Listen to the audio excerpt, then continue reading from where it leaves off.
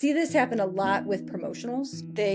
People work real hard often when they're trying to promote and taking the tests, which are very intense and pushing everybody's skill, and end up not doing very well on parts of it or getting kind of lower on the list. And somebody that they think would not be a great leader is up on the top and is going to now get promoted before them. This is in the first responder world, this is one of the hallmark times that we talk a lot about radical acceptance. First Responder Wellness for the whole person with your hosts, Corinne and Kais. So today's topic, radical acceptance. You mentioned, Corinne, that it's a DBT skill, right? Yes. But I've always argued that half of DBT, no offense, our DBT people, is like Hinduism, it's Buddhism, it's Confucius. Like, it's been around since the beginning of time. It's just been molded into this. Yes, and given like specific skills.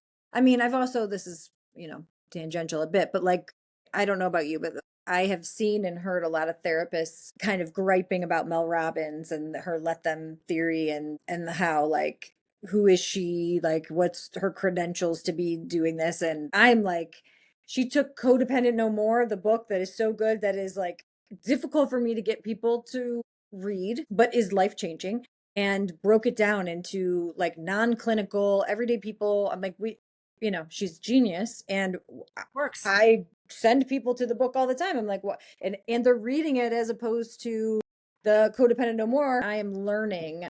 I have to figure out how to put it into terms that I can understand and are like applicable. So that is what is basically our job anyway. But so that's why I love that she did that, and it doesn't take away from us. But and same with this, the radical acceptance is like, this is like, it actually is a skill, and it is the skill that I need the most.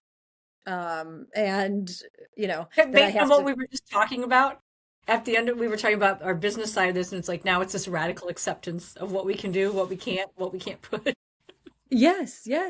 And even my skill set, my time, my resources and energy that at any given time, all of that stuff. But yeah, radical acceptance in life is what I struggle with the most. What I tell my clients is that I am a human, and there's often this stigma that like we're sitting in this chair and know everything and handle everything swell. And let me tell you, I do not. And that I need all of the skills that I teach. And the only like leg up necessarily that I have is that by now I should know most of them. And whether or not I use them or implement them depends. But we have them. And at least I tend to be like, I know I need radical acceptance. And I will usually initially say, and I'm not doing that. I don't want to. I'm not going to. I reject it. I know that that's the skill I need. Define it, Corinne. Like for folks listening, they're like, what the hell is it? Like, many people think that it's something or other. How would you define it?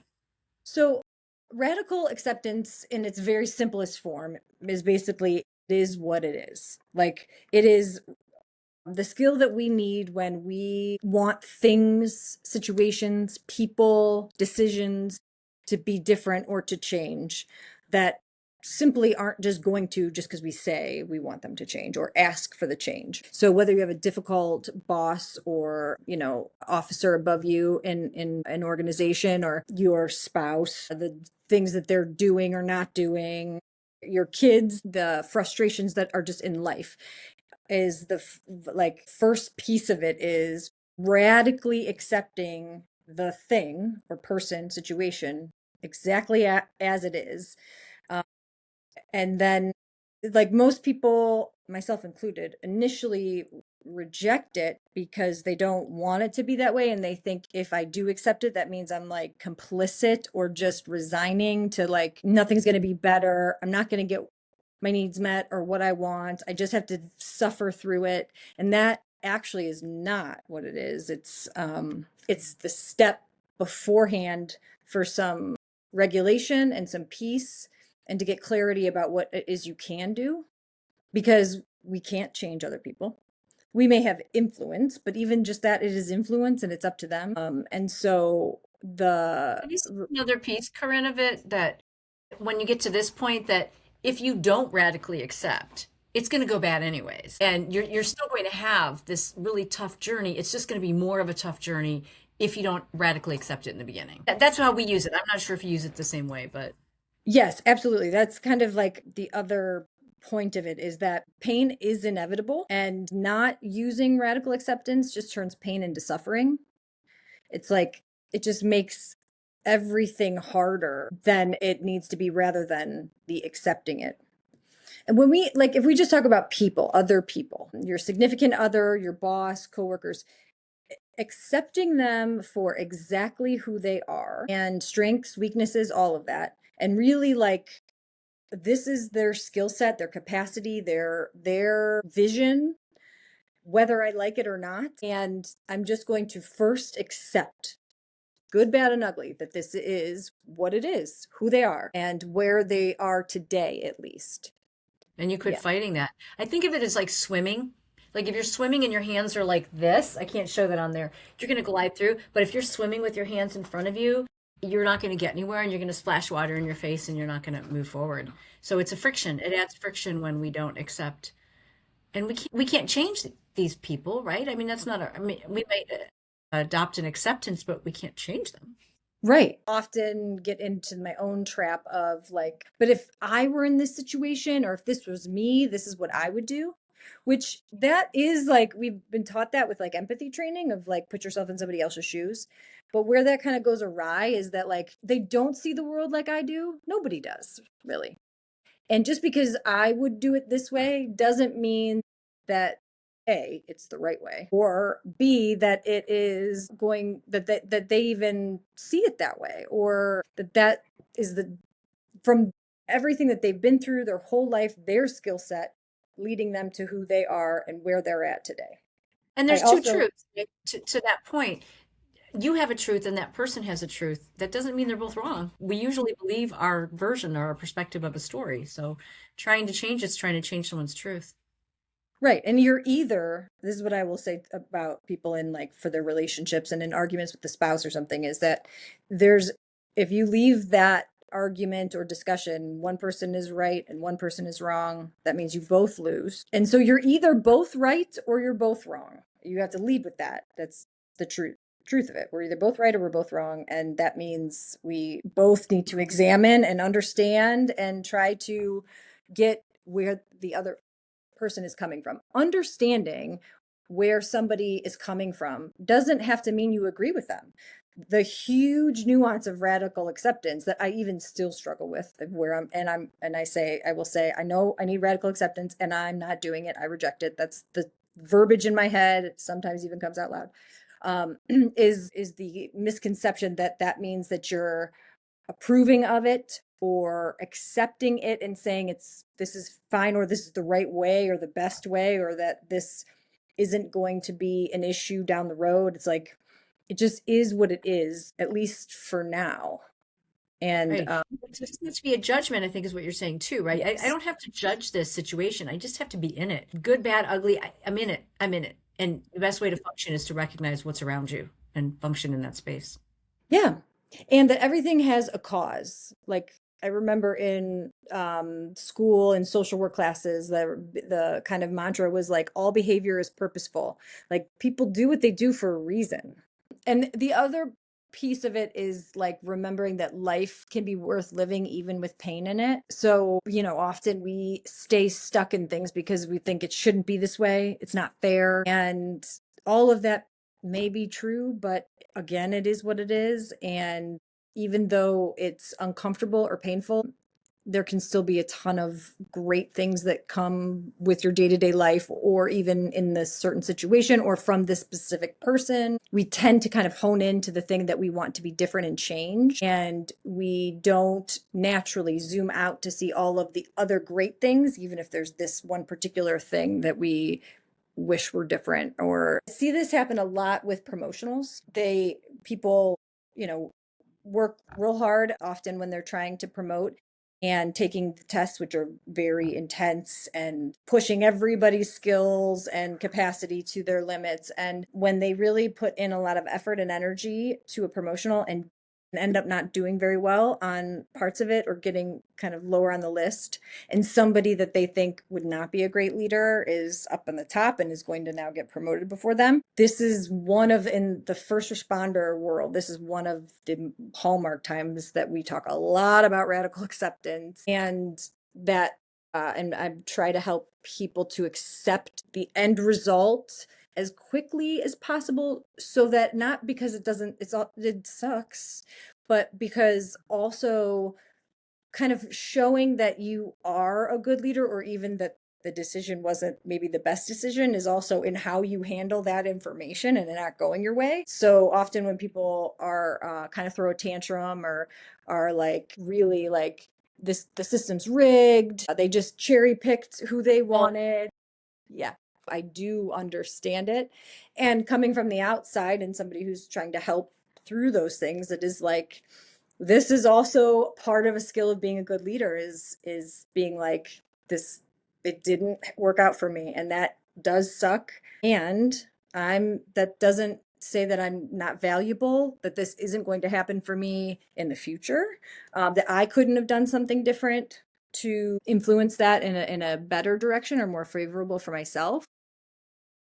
This is my radical acceptance that the dog is back out. You got a puppy.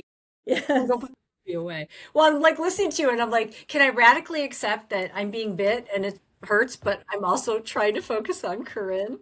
Hold Well, that thought for 1 second. I'm gonna put puppy in his radically accepted crate. those are the things that come up that are like actually teaching the skill are perfect, because it isn't just those things that we're talking about. It is the dog whining, even, and the whole thing, like, and the radical acceptance that you have a puppy. And so like, so there is going to be the things that the dog is going to interrupt things or whine and be inconvenient, and you know It's part all of of it. that.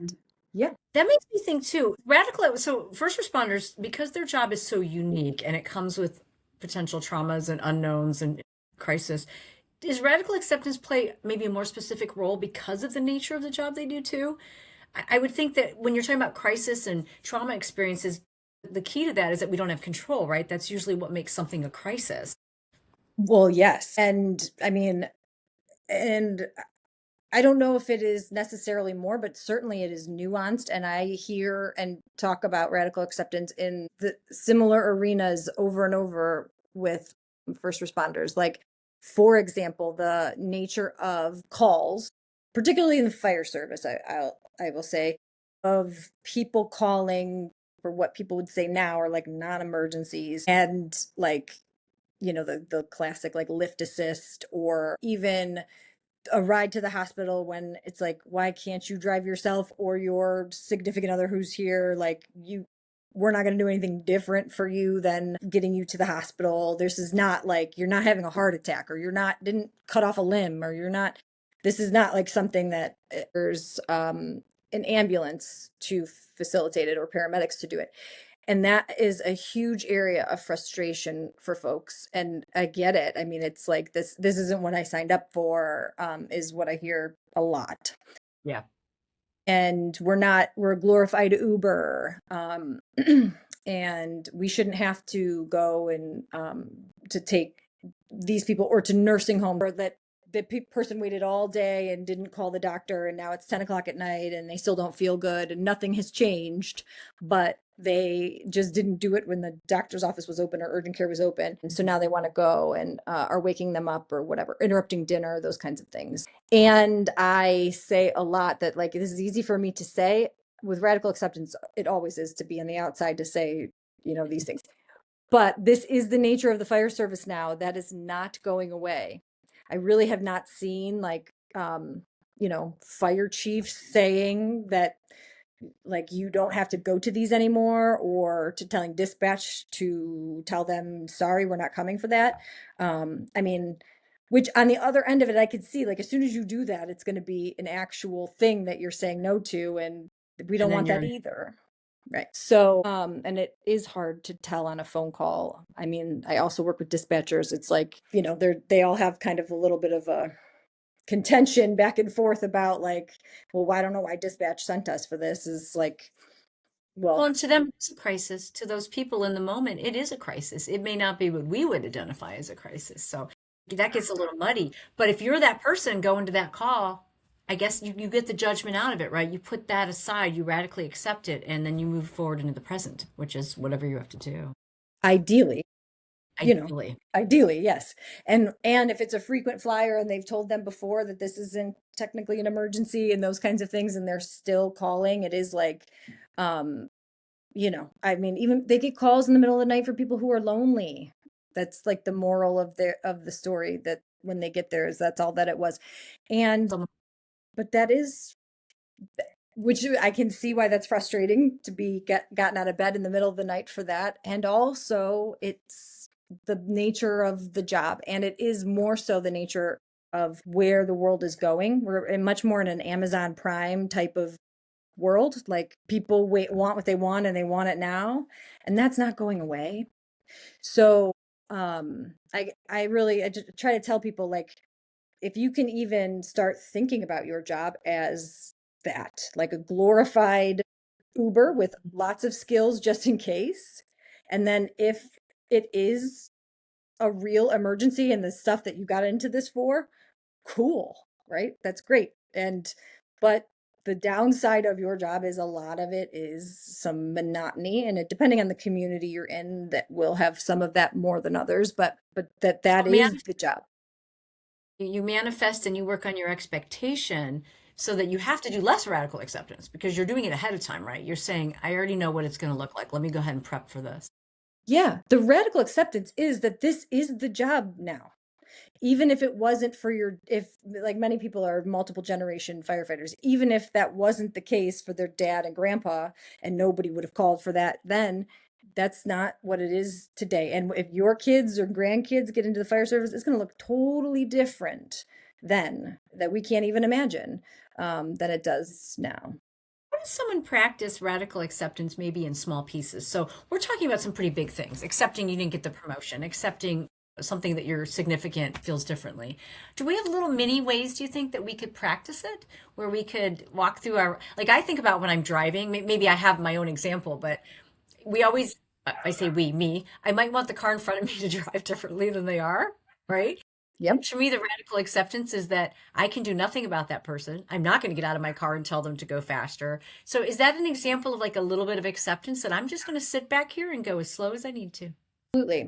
And that if, of course, you get behind that person always when you're running late, and it seems like it's obviously much more aggravating at those times. And I try to a few things for radical acceptance. Once is when I'm feeling that, like, "Ugh, like, what are you doing? Like, or like, why does this always happen when I'm late? Yes, of course now. Like, You this must be is a only Subaru.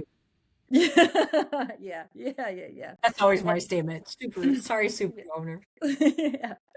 But that's like the victim mentality. When you get into this, like, kind of poor me and like it shouldn't be this way, it's not fair, then one of the first things, when I start to hear those things in my brain, then that lets me know I need radical acceptance. And one of the first things to do when after you say, okay, I need radical acceptance, is take a deep breath, which I know that's very cliche and cheesy, but it gets your parasympathetic nervous system online.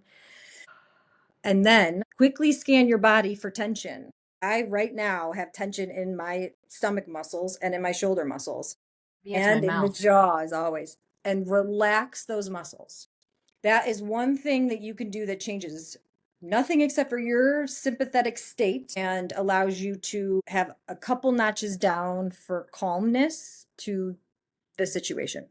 See, then I just tried to like focus on my side of the street of it, like your example of the somebody driving too slow when I'm late is like, I that's on me because I should have left earlier. What I like that you brought that up because radical acceptance is a big overarching concept. And you're saying you still probably need to do some skills to be able to do radical acceptance because it's not easy. You probably got to bring things down a notch to be able to think radically. Otherwise, you're going to think emotionally and want to just keep in that zone. So it's okay to do your skills to regulate, to connect with your parasympathetic system. Yes, and a Yeah. huge piece of radical acceptance is there is no like I have done it and I have arrived. really. Like, it's like the thing, for the most part, like the driving situation is hopefully short, you're not behind them for hours. It's a shorter thing, and then you're moving on. And it's not impacting the rest of your day's life, whatever. The promotion thing. And let's just say, let's go all the way to like the worst case scenario of this. The one guy, the reason everybody's taking this promotional is because we don't want this guy to be the one who's the boss of us now. Is not only did he score number one, but he is now going to be on your shift, your lieutenant, your boss, and in charge of your day to day. And yes, and you are way more skilled in your mind and much better choice. And everybody doesn't want this to be the case. And here we are. Why, all this stuff is there isn't like an arrived of that this is something that you will have to do over and over and over again until it really kind of settles that it is what it is and this is the outcome, which can take a while. It can take months, maybe years of doing it over and over and over again. Even a significant other who steps over the thing on the floor and does, instead of picking it up, and like, that's tends to be, not always, but it can be like an ADHD trait. And if your spouse has ADHD and that is, they don't see the thing that they're stepping over, although for you see it as like just total disrespect and laziness, but, and they don't even see the thing. And you're going to have to accept that over and over, that this is just who they are. And this is a limitation that they have, and they don't see it the way you see it. And if you're going to stay married for the long haul, you have to accept it over and over and over again. So it's not static. It's a dynamic thing. And part of radical acceptance, boy, this is getting better by the minute, is accepting that it will happen again and be ready for it. Something will happen out of your control. Someone will get promoted. Someone will drive in front of you. Someone will annoy you in your home. Yes, I have been doing this work for 20 years, and I have been saying for probably 18 of it to people that radical acceptance is the number one skill that I need. If I were to take a spreadsheet and analyze all of the skills that I will need throughout the day or week, it is still always the number one skill that I need. And it's because new stuff all of the time is coming up, and it doesn't seem fair, and it shouldn't be that way. And I think that this is stupid that this decision was made, this policy was enacted, this person was fired, this whatever. This person is in front of me. And that's where ride the wave comes from too, right? That it's a slogan for that is the idea. Yeah, you're just gonna have to get on and ride it and see what happens, and you don't know what's gonna happen each day and how it's gonna look. It's so freeing when you do this, by the way. Like when I drive my car and decide I will accept whatever's going to happen, late, early, quick, not, it changes everything. It really does. It's just hard to do. And I'll tell you something, for people like us who practice it, Corinne, you gotta be accountable, because I can do this really well for a while, and then a couple months later I catch myself being friction again, wanting everything to be different, being, in my head, bitching in my head. And then I got to go back to my radical acceptance and reset and ride the wave. So it's an ongoing process. It ebbs and flows. Yes, and I will say that it's important to note that I have really found this to be true, that like it is easier. Well, the more you practice anything, the easier it becomes. But even as it's been like 18 solid years of me practicing this and recognizing this as my number one skill, is that when other stressors, when I'm like hungry, angry, lonely, tired, when I've got, I moved my practice to a new building a year ago, a little over a year ago. And during that time, it was very, very, very stressful. So the things that came up during that, I was much less likely, or much less easy. It was harder for me basically to do this for anything, small and big things, when I have all the other things going on. If I'm in a like pretty calm phase and everything's, status quo, then it's easier to practice these things for big or small things. But you got to have more grace for yourself. I have to remind people a lot, like, of when a lot of other things are going on, it's like you're going to struggle to accept things, or have a more difficult time even recognizing what skill you even need. It may seem like everything is just going to shit, basically. And that's when you need more of your skills, ironically, right? That's when you need a stronger radical acceptance and stronger, parasympathetic skills. And yet we tend to not use them when we really need them. For that, I tell people then, like, is even probably less about skills, but taking everything down to the basics. Like, when was the last time you drank a glass of water, ate a meal? Like, how much are you sleeping? Like, then when you get your basics down and you have, like, connected with somebody you love and care about, even just like, have eaten something, slept for at Hydrated. least 5 to 7 hours and drank a glass of water, all of the things become a little bit more easier. You can even think about what skill do you need if you've gotten back to the basics and made sure those things are taken care of. If those aren't, yeah, I'm not Or accepting anything when I am hungry. any of the things we talk about, we can't do the hard cognitive work if our human bodies their needs aren't met. So we should do a separate podcast on that. How do we make sure our human selves, our Homo sapien self, is ready for the world? Just a basic reset one. Why don't you remember that? Because I like that. Yeah, like Maslow's hierarchy of needs, that whole thing is like so true and basic. And we do need to check in on those things. We do. I like that one. I'm going to note that would be a whole nother talking point. So I feel really good about introducing this whole concept of radical acceptance. Some of it isn't what we want to hear because we want panaceas, we want things to get fixed. But this is a way to ride out the things you can't fix, accept that there's pain, but also do some skills to get your body ready to accept and predict it. Know it's coming. Yes, and I just want to also add that radical acceptance isn't against change, but until we accept whatever it is, we can't make any changes. If you are throwing a tantrum, nobody's listening to you, first of all, and you can't even really see the way forward. So, radical acceptance actually, ironically, is the first step to making changes, is accepting what it Here. is as it is right now. If your spouse steps over the thing over and over and over again and likely has ADD, it's like until we really accept that and that they're not doing it intentionally to hurt you, we can't even approach the conversation in a way that they can hear it because you are still rejecting that this is what this is. And probably frustrated or upset or having an emotional response to it as well. I'm so glad you brought that aspect of it up because we do want to be able to affect change where we can, but we can't do it when we're fighting with the current status. And then we can move on. And maybe it's not the change we think. Maybe they're not going to not step over it, but maybe they're going to apologize for it. Maybe something different comes out of it.